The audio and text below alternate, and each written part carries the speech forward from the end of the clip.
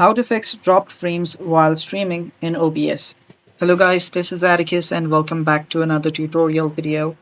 In today's video, I'll teach you guys how you guys can fix dropped frames during streaming in OBS. So before we begin, if you guys are new to our channel, head down below and hit the subscribe button so you don't miss out on our future videos. Also press the bell icon so you get notified when we release our new videos. Now let's begin. So the first step is you'll need to open up your OBS. Then you'll need to head over to your settings. For that, here on the top left, you'll find files and then the settings option. Tap on it and open that up. After you're on the settings of OBS, here you'll find the advanced settings. Tap on it and right here scroll down a bit. After you scroll down under network, here you'll find dynamically change bitrate to manage congestion.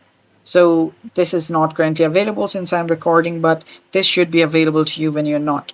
So tap on this and enable this dynamically change bitrate, and what will happen is this will automatically change your bitrate to manage your congestion, that is to manage your frame rate. So whenever your network's going up and down, it'll manage it by changing it automatically.